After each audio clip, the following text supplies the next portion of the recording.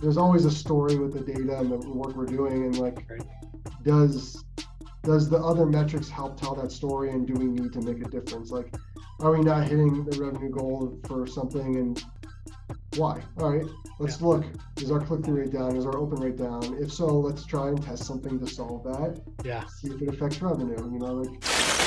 All right. Welcome to another episode of the Growth League podcast. I'm your host, Caleb Clark, and it's on this show where we get the privilege of learning from marketing leaders across many different industries and that sell different products and services. And we can have conversation about the main topics and challenges that come up for marketing leaders and get unique perspective and experience sharing. So I have the privilege of chatting with my guest, Harrison Stevens, today. He's the VP of Marketing at Bellhop.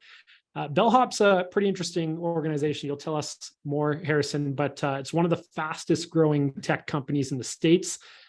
Transforms, really meaning to, and the mission is to transform the deeply broken $30 billion moving industry with an advanced tech-enabled model that delivers world-class customer experiences and prices that are untouchable by traditional movers. And you guys serve pretty much all the way across the States in 65 different cities nationwide. So interested to learn more. I'm really excited on learning from you. Welcome, Harrison. Thanks for being here.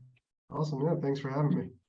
So give me and give our listeners a bit of a crash course understanding on what your journey has been to Bellhop as a marketer and a marketing leader. Sure. I mean, I always knew I wanted to get into like a tech space of some sort. I always thought I was going to be development and design. That's what I went to school for. And my first few jobs were mostly development design, little bits of marketing here and there, building websites, designing flyers, stuff like that. And what kept happening was we would build something and then we would need to grow it. And, whatever I could do to help was always my model. And so that became learning how to, do SEO, buy ads, Facebook, all these different platforms. Some have come and gone, and figuring out a way to make whatever I have helped build grow. And then as my career continued to develop, switching over to true marketing roles, just learning more about the data and working closely with product and development teams because of my background to find ways to grow the company. Sometimes that's revenue growth, other times it's profitability. It really is just kind of dependent. But it's always been, where do we need the help? That's where I would spend most of my time. Wow. It's interesting, hey, how some of these roles that we find ourselves in or tactics or things that we do a lot of times start from a place of circumstance or needing to help out in different areas and then slowly become sort of the DNA of our approach as marketers or leaders. It sounds like you had the benefit of being placed in circumstantial scenarios where you had to figure these things out. How much has that led to who you are today as a marketing leader? Yeah, I think it's a big part of my career, and also kind of what I've tried to instill on people that work for me of, when a new challenge or opportunity comes up, somebody leaves the company, someone is out for an extended period of time for whatever reason, those usually mean more work, but also opportunity. And, that's where the biggest jumps in my career have usually happened, is somebody stepped aside for whatever reason, and now there's a hole to fill. And I've always been one of the people willing to raise their hand to say, like, I'll give this a shot, or I can figure this out. And those different skill sets continue to find ways to be related. Yeah. Something that I did 8-9 years ago came up in a call today, for example, of an industry I haven't worked in a long time, is useful now. And those connecting of dots has made it, made me helpful. I think that's kind of always where I want to be, is someone that's helpful. It's amazing what is made available in people's lives who are always keen to raise their hand. You talk about raise your hand on the thing, right? It's like the best leaders are the best servants, as we all know. So I think that's a great reminder. Bellhop, obviously, if you take a look at the website, you understand pretty quickly what you do. But from your perspective, what problems, deep-rooted problems, do you solve who, and why do you guys think why do you think Bellhop is the best suited to solve these problems? Sure. I mean, you kind of alluded to a little bit, like we're trying to change an industry that is considered one of the worst things to do, which is moving. Yeah. It's death of a family member, divorce, and then moving is usually 2 or 3 in that list, which is pretty crazy. It's just a service, but people hate it. And I've moved a lot, every 2 years for a while. And it's always the same experience. You call up someone that, has been recommended. They kind of go room by room over the phone. And then they say, all right, you're going to need this many people. It's going to cost $800. Yeah. Then this moving experience happens. Could be good, could be bad. That's just tough. Moving is hard. And then at the end, you go, I really hope it's $800. Yeah. And it's like, I mean, I've lived in a high rise. I had a high floor fee of $150. I couldn't park the truck close enough fee of $50. Like there's all these little surprises that get tacked on, and you don't know what you're going to get until it's over, and then you have someone sitting there with a piece of paper and a number written down saying, you got to pay this now. It's hard to say no. It's very uncomfortable. And then, there's the tipping mechanism. And then you find out a week later, they broke a bunch of stuff or something didn't work out. We're trying to solve this in a way that you see a lot of other businesses solving with technology and a good, consistent user experience. Our website is built in a way that you put in your information, where you're moving to, where you're moving from, and what kind of stuff you have. And then we basically say, we think you need this many people. This is the hourly rate. We have a single service fee that's listed on checkout and explains what it is. And that's it. You see it all line by line item, like buying anything online. And that's what it is. And it's an hourly rate. If we quote you 4 hours and it's going to be 5, you kind of know it's going to be more expensive. If it's 3, you're going to save a little money. Yeah. And we also encourage you to make it shorter. We provide information, how to be successful, pack your stuff up, create open walkways. We educate people, because if we can set you up for a successful move, the odds are you'll have a successful move. You'll be happy. We'll be happy. Our movers will be happy. And, we have a dashboard that has an itemized receipt at the end. You control the clock in and clock out. Like every problem we see, we find a way to solve, and we're investing. Most moving companies we talk to, they're investing in lead generation, a few other things like that, but their model is set. So Right. We're trying to make it better. And we really encourage our moving pros to be friendly, fun, courteous, respectful. And, when you look at a lot of reviews for us, you see that saying, these people were amazing. They know their names. Right. I couldn't tell you most people's names besides maybe the person I dealt with who moved me in the past. These people remember it. I happen to remember my last move captain with Bellhop's name. It was a different experience. I did have a little bit of a luxury of working there, but we're investing in the user experience, and it's been a long time since anyone's invested in the moving experience. Yeah, which is, like you said, one of the top 3 most painful things, right? Yeah. And so let's make life easier. And if you can do so, like, what is it about Bellhop that initially drew you there? And what is it that has kept you there? Like, why do you feel so aligned? Is it a mission thing? Is it a leadership thing? Is it the problem you're solving thing, or is it a combination? Tell us about that. I mean, it's a combination of all 3. And Yeah. I'll say, part of what this talk is about, the leadership was key for me. Specifically, my boss, our CMO, I worked for before. He's a mentor of mine. It was an interesting opportunity to work with him again. But also, what the role needed was my skill set. Someone that understood service industry, lead gen, e-commerce, customer communication, CRM, a dual-sided marketplace. We recruit and we market to customers, and that's been my career. Of all of those things somehow put together is kind of what the role needed to be for Bellhop. Partnership experience and affiliates, like those are all the things that we work with on a daily basis, and something I was really comfortable with. And then Yeah, I mean, the glamour aspect of changing an industry is Yeah. always exciting, especially for startups. There's got to be a mission statement that makes sense. And something I also mentioned earlier, like one of our core values is a servant's heart. We have to be helpful to each other and our customers, and it's kind of just my nature of Yeah. of being that. So that aligned as well. What is the competitive landscape look like for you, and how are you guys doing? Are you winning? Are you in the middle? Or telling us about that? Tough question, I know, but Sure, it's a complicated one too. So the landscape is you have 4 or 5 major national players that they're in every market, they're in every city. You drive around, you'll probably see their truck. And then you have 1 or 2 really strong local competitors in each market. okay.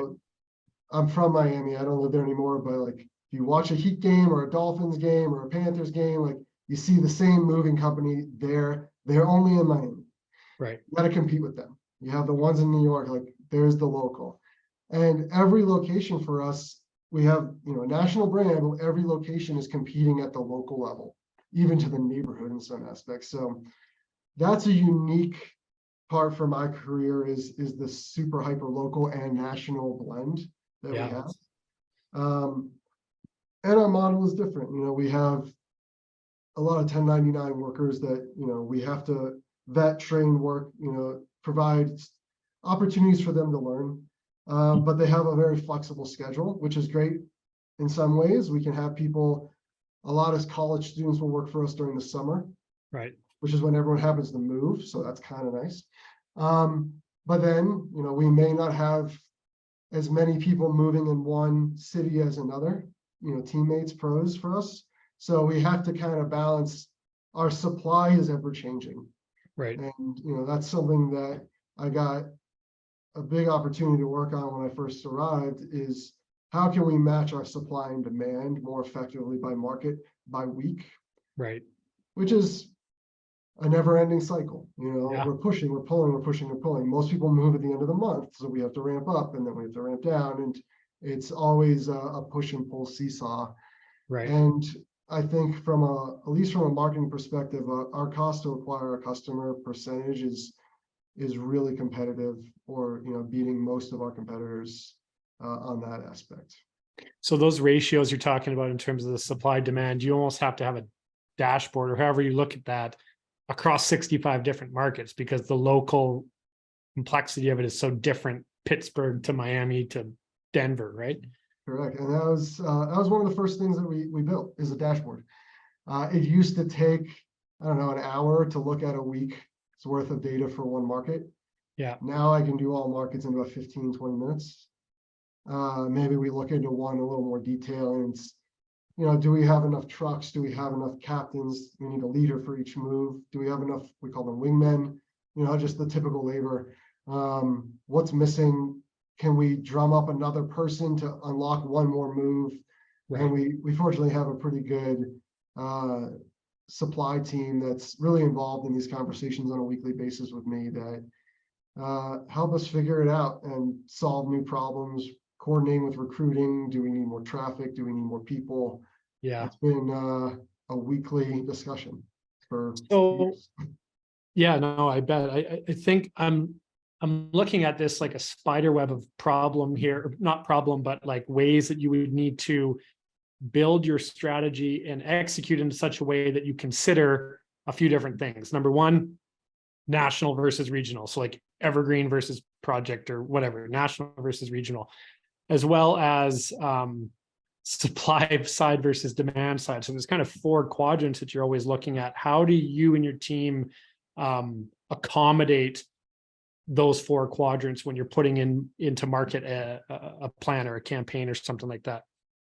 I mean, the more consistent and evergreen we can get, the better. Because launching something and putting in time to do a quick launch for something requires a lot of time, and also might not last long enough for it to be valuable. There's also seasonality for us. Things like SEO, partnerships, affiliates, paid search in some ways, a little bit of social media. had a lot of recent success thanks to our marketing coordinator on influencers, which has been interesting. Oh, nice. But you know, doing things that have longevity are just have been better for us. The quick win, growth hacks are just that. Like we may get a quick bump, but then we have to reinvent the wheel. And when you have to do that across such a wide landscape, when most people are searching and looking for something very local, Right. Best use of time is just a scalable, consistent campaign. Yeah. Besides being someone who has a tendency to put their hand up and ask, how can I help? What would you say your kind of 1 to 2 superpowers are as a marketing leader, and tell us about that. I mean, I think I've always been fortunate that like I could pick things up quickly, which helped with the, raising my hand of things just kind of made sense with this Right. world. You ask me for other things outside of work, things don't make sense plenty of times, but like this worked. I got lucky. And then, I think being able to relate to my team, I've sat in their seat a lot, and being honest with them and I talk to them just like this, like being real has helped get them what they need, support them, and keep them happy, and retain them for longer periods of time and get more out of them has been really beneficial. Giving them the opportunity to come up with their own idea to the problem, I think always yields significantly more effort from them and success, because it's their idea they're driving forward. Right. I usually just mention problems and ideas and let them come up with the plan. Much easier to delegate that way too, but there's more ownership, and I love ownership for myself.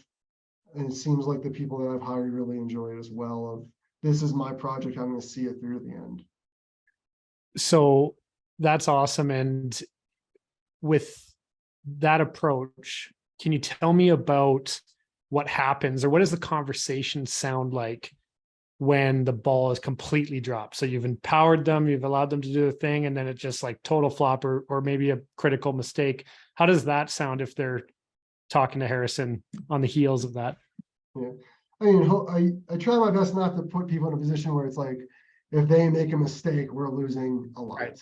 If it's a big project, I'm a little more involved. We put up safety checks.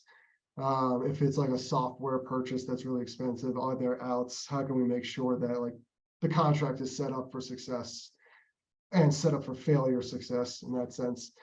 If things don't go well, like let's dive in a little bit. First, how can we solve it? I think is the most important part of the issue of, I don't really want to spend 2 hours figuring out what went wrong. I'd rather spend, the next hour or two figuring out how to fix it.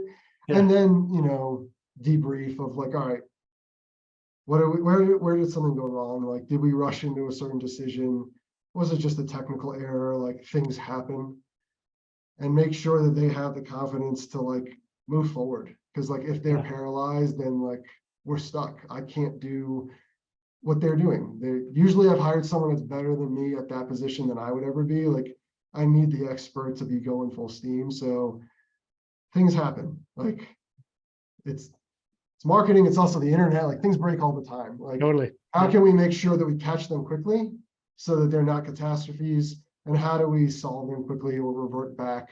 That's kind of the stuff that I care more about, because tomorrow is another day, and like we have to go out and win tomorrow. And if we lost today, like as long as we can win tomorrow, we can make up for it. Yeah, that's awesome. What would you consider like your biggest weakness as a marketing leader, and how do you leverage others around you or crutches to support with that? Little self-awareness here. Yeah, my biggest weakness is delegation. Like I'm pretty quick at most things, and I've done a lot of it myself. So like delegating has always just been a challenge, and I make that pretty clear with my team. Like I kind of suck at this. Like if you feel like I'm not giving you enough that you should own, like say something. And I've had people call me out like, hey, I thought I was supposed to lead this and you kind of took over. And I'm like, yeah, that's on me. I'm actually a lot better after that comment for at least a few months. And like, I Right. keep thinking of it, and I've definitely gotten a lot better. And I always thought early on in my career that like I was burdening them, and I've kind of learned, I've gotten a lot even more recently of like, thanks for letting me do this. Like, Right. thanks for letting me own it and figuring it out, and like just giving me complete ownership. Like, people want that, and I want that for myself. It's no surprise people want that for themselves, and that's just a constant reminder that I should delegate more, Yeah. and then always offer help if they need it. Yeah. And then encourage those feedback loops in terms of like, was it the right delegation? Was it the right instruction? Were you, I feel like I was trying to empower you. Did it actually empower you? Sounds Yeah, like and I that's mean, with my interesting. direct reports, I tend to have weekly one-on-ones or every 2 weeks, just to check. Like, some stuff we talk about is not work related, like just see how they're doing, how they feel about the work that's on their plate. Do they need help? Do Yeah. they need resources? Can't always say, yeah, I can give them to you, but like, we can at least have a conversation and maybe reprioritize. Right. Uh, Also helps me, like, I know what's going on, and then if they do need help, it's not like a bigger learning curve to figure out where they are. Right. For you in your role, and maybe even like today's view of it, what challenges or things frustrate you the most or cause you the most angst or keep you up at night the most? It could be related to the industry, it could be related to the whatever. I mean, especially given today in this the economy for where we are, like in my specific industry, like people are not buying homes and moving like they were 2 years ago, and like we have investors that we need to show KPIs being hit, and it's certainly a challenging market that we're definitely doing well in, but you know if they raise mortgage rates in a week significantly, it's going to change our strategy a little bit. And Right. we've built a really flexible marketing model to figure that out. But like, there is a concern that things will completely change. We also have a lot of strong partners that their business might change. Right. And we would have to make up for that. And we've been pretty good at diversifying partnerships, but there's always the third party aspect of things out of my control that I'll have to react to. And we can only prepare so much for. That's been a challenge, at least recently. Speaking to that, because this is a commonly held problem with a lot of people we talk to, is like, what are some examples of the levers you can pull or the things you can toggle when external environmental or economic factors totally outside your control force you to do that? Do you have a blueprint for if X, then Y? I wish. I mean, we certainly we have to kind of make educated, experienced decisions of, Yeah. if we have less labor, do we raise prices and just try and get a little more out of each move?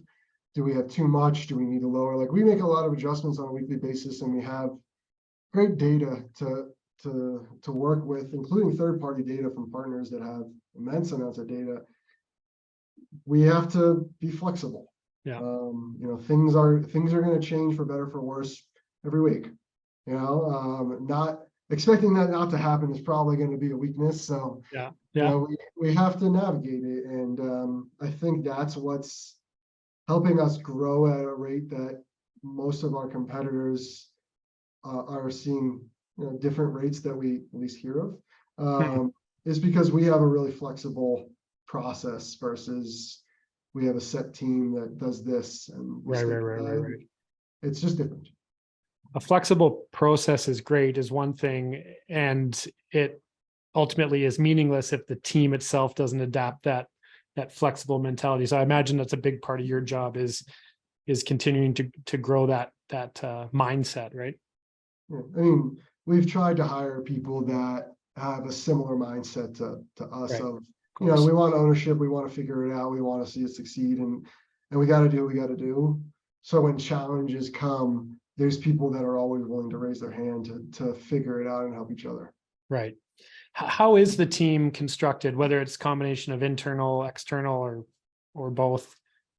It's it's continued to trend toward more and more internal. From a development and product standpoint, we certainly have some contractors, but most of the team is internal. We have worked with agencies at times for specific reasons.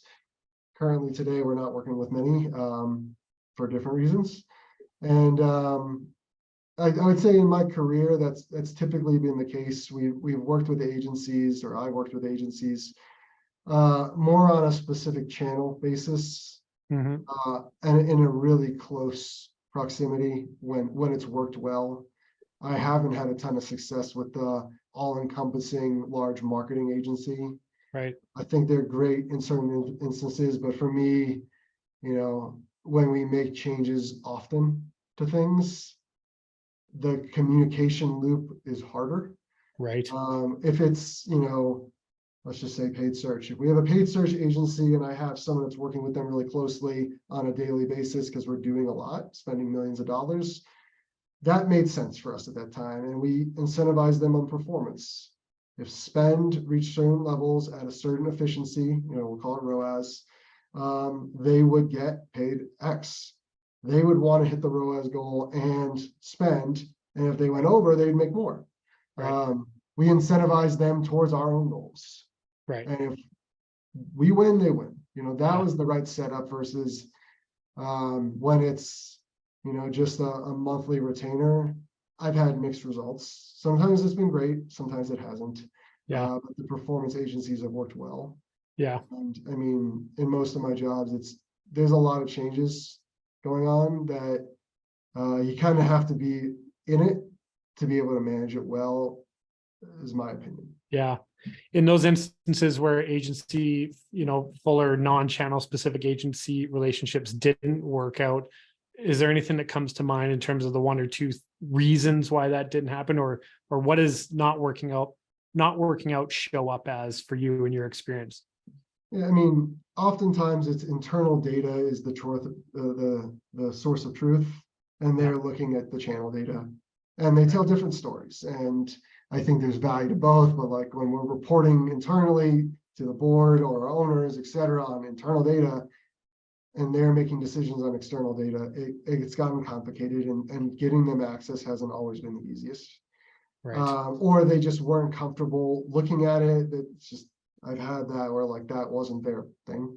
And when changes need to be made, and this is just as much internally as a fault as externally, of like the communication wasn't seamless. Right. Little details get missed. Those details become larger and larger.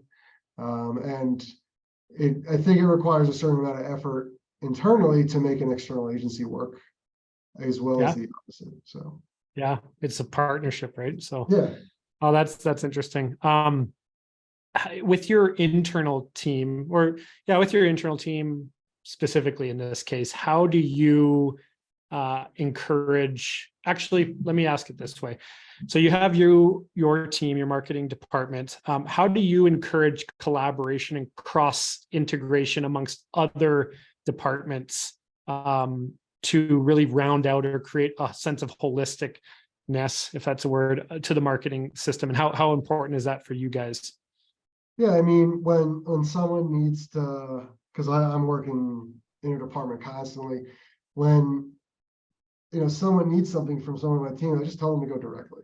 Right. Right. And I let them have that conversation, and then I check up afterwards, like, how did it go? Right. Any issues, any concerns? And then they build relationships, and then like that, hey, can I talk to this person on your team? Disappears, they just go and do it. Right. I have conversations with my team, as I said, weekly. I kind of know what conversations they're having. Are there any concerns? No, then they have it under control. And as long as there aren't any, big issues to get involved in, then the process is working. If not, I join, see what happens. If it's a really high stakes project, then obviously I get involved earlier. But I let people run with it. And if I find that I'm doing something that some of my team should do because I'm just delegation is my first instinct, then I bring them in, I have them join a call or two, and then I step away. Right. Or maybe I just listen and I let them kind of run the show. Right. That's a skill I'm continuing to work on, but That's Yeah. kind of the route of, just let people work together and Yeah. let them build their relationships. And maybe the relationship's better than the one I would have had anyway, Right. which could work out better for everybody. So when speed and agility are such an integral part of your competitive advantage and your ways of just operating well in this industry with this service, that example you gave obviously contributes favorably to your ability to be fast and nimble and agile. Are there any other examples that you've put into place that that allow you? Because like a lot of organizations say, well, we need to be fast, we need to be agile, we need to respond, reactively and quickly to market demands, but their ways of working aren't congruent with that reality. What else allows for agility and speed in your organization or in your department? I think this is a tricky one, which is light structure. Having like a pretty good workflow and at least on the product side, a good roadmap helps you decide, is this one, the process is consistent. People know like this is where things are going to end up so that I can work on it. Right. People aren't getting half-baked ideas to work on. They have it all together. And then there's a priority. Is this new idea worth more than the others? Right. So then let's bump it up and we're going to deprioritize and those will slow down. And I've seen that, especially at smaller companies, of like every day is the new important thing and then nothing gets done. Yeah. And when I implemented a project management system and some priorities and a constant reminder of them, that helped, and it really reduced stress. Like people felt like everything was always on fire, and then it became like, here's my workflow. Some people really just want to put their heads down and knock out work all day. Yeah. And those people love having like a consistent backlog. Yeah. As it relates to tools that you guys use from a PM standpoint or campaign performance standpoint, what are like 2 or 3 of the go-to tools that you use to contribute to the normal ways of working? Yeah. I like Jira from Atlassian a lot for certain organizations, like really large ones that are consistent and like it's obviously expensive. That works really well. We're using Asana right now. I use Trello a lot, which is kind of the same thing in a lot of ways. Our development team is using ClickUp. Anything that has like a way to group work together into sprints, I prefer sprints, is really effective, I think, because then it's like, all right, the next 2 weeks we're working on this stuff. We use 2-week sprints. Yeah. I've seen some 1-week sprints. I've seen 6-week sprints, which I think is kind of too short. A year, it's too long. 2 to 3, some of these seems pretty good. So the work is somewhat set, and then there's kind of what we call a bounty board of like, I got some extra time, let me knock out one little thing. So some small stuff happens. It keeps the workflow consistent, and it gives people ownership of like, this is what I got to do. And there's not going to be like a fire every day surprise. Like the product team has to be a little bit of a gatekeeper, has its own stressful parts of the job, but I've seen more happen faster by keeping those guardrails somewhat in place. Yeah. Ideally, you give a little bit of buffer room for surprises. Yeah. If possible. Yeah, if possible. Yeah. It's actually quite rare for marketing teams to adopt agile methodology and sprint and Scrum. It's typically reserved for, product or, development and product releases. I love that you're doing that. We do that as well. But it's actually very rare based on what I've learned. Why did you implement sprint methodology and why has it worked for a marketing function as compared to, what it was kind of built for originally? Yeah. I mean, it's definitely better for product and development teams. Sure. But like there's projects, and I mean, my background in product and design development, it definitely leads to this. And there's the day-to-day work that someone's got to do on my team, managing campaigns, adjusting copy. I don't want that in there. Like Right. And so like and then there's projects they're working on, something new they're building for their platform with CRM or some new project for SEO. There's contract negotiations. Like I put that some stuff in there for my team sometimes because like this needs to get done. Yeah. Do I want you to drop everything and do it today? No, but in the next 2 weeks, this part should get done. And Yeah. one, it breaks up the monotony of just like day-to-day campaign management, but two, it gives more accountability. And the person says, yeah, I can do that, or I can only do half of that. Let's break it in half, and then it's complete. And I think people appreciate checklists at times. Yeah. And also priority. Like if there's a lot of things in the backlog to work on, like myself and my teammate can work together to figure out like, yeah, this isn't really worth doing right now. Like it's a great idea. Let's wait a month. Right. Well, that gives better direction. I think I think it's easier for me with the product background to manage that way. Yeah, that makes sense. So when you're leveraging sprint methodology for a marketing department, what are one or two things that come to mind that would be the result of a broken sprint or poor sprint planning, or something where you're not getting the benefit out of that?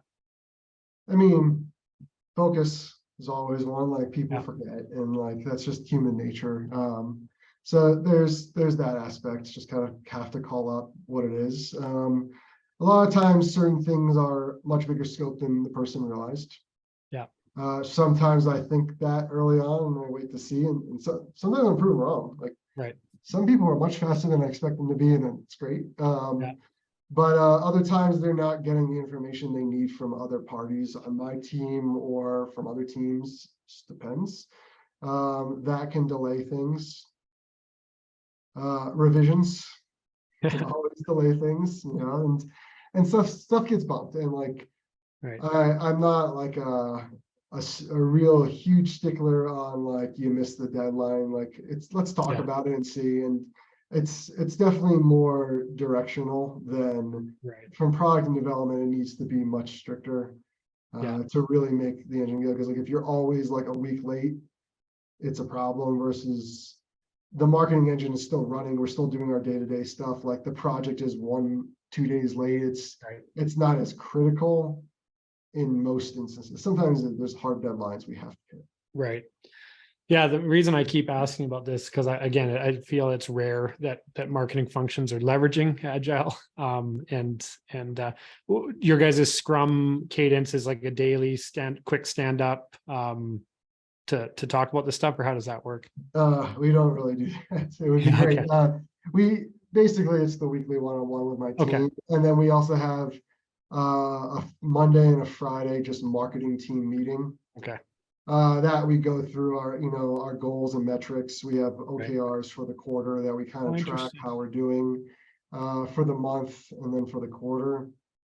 We don't really go into the sprint actually in those calls too much, Yeah, but what the OKR goals are tend to be in the individual sprints. totally. So it does line up in some aspect, but like a little maybe somewhat unusual, maybe not. Our sales team is part of those calls, so like, do they want to hear about like the SEO project I'm working on or my teammate is working on? Like, no, they care about the big picture. How is SEO doing? Totally. What are the challenges? Anything that they need to know about? Like, it's also context of who's on the call. Yeah. Do you have a good ability with your team to create a difference between the channel side of the tactical KPIs that they're measuring to inform their optimization and the real KPIs, which are the business case that needs to be solved? Do you find that the team has a good ability to keep the main thing, which is, I mean, depends on demand or there's supply? only one thing, which is, we have to be Right. efficient and we have to get a certain revenue goal. All the projects are based around those things. So like, Yeah. there's like, we talk about open rates and we talk about click-through rates on email and stuff like that to drive revenue. So Right. like, there's always a story with the data and the work we're doing, and like, Right. does the other metrics help tell that story, and do we need to make a difference? Like, are we not hitting the revenue goal for something, and why? All right, let's look. Is our click-through rate down? Is our open rate down? If so, let's try and test something to solve that. Yeah. See if it affects revenue. Like, there's a different part of everything. Like SEO is, did we lose a #1 ranking that's now 3? according Yeah. to our tool. That might be a reason for this market slowing down. So, did we get a bump? Because we probably got a little better on the ranking for this term. Was it a difference maker? Those things aren't KPIs, they're just part of the story to hit our revenue goal. Yeah, that's awesome. I love that. I mean, I could talk to you about this for like hours and hours, but I want to end this on one topic, which is, we're about 2 to 4 weeks away from a new baby, a new addition to our respective families. So as words of encouragement or kind of things to keep in mind for other people listening is like, how do you approach this upcoming date as it relates to your function, your mandate on the team and your mandate at home? What does balance look like for you? What is thriving in this scenario without dropping the ball on one of them look like for you? And I'm going to maybe take anything you have to share and use it myself. I mean, it's a lot of circumstantial, but for me, this isn't a surprise. We've known my wife has been pregnant for a while, and so does my team, and I think it's setting them up for good coverage and success. Yeah. Preparing them like what are the things that they're going to need to know if there's a crisis. We do some calls, and I have a lot of them coming up in the next 2 weeks of like, here are things, here's how they're going to break. We're going to record the call. 3 people will be on some of these calls to help each other out. Odds are some of them might hold on to this when I get back. Right. That's a good thing. I'm sure if they like it and they want to keep doing it, great. And just kind of being prepared for the different things that I own and what's going to happen with them. I'll probably load up a lot of my tasks and share them with certain people in my own Asana board of like, here's things that I'm working on. Yeah. This is something we need to be aware of and work through. And I have I don't know if it's unique anymore, but like certainly I work from home. Like if there's an issue, certain people have my cell phone, they'll text me and I'll get to them sometime that day. Yeah. Or I'll just respond via text. And then, after 3 weeks completely off, I'll start to work 1 or 2 days a week, just to kind of take that load off of people of like the critical stuff doesn't have to happen. And for the most part, a lot of our stuff is kind of done on a weekly basis. So like, how do you manage by the week? What things should we pull? And just having a few people prepared to take it on is my plan. Yeah.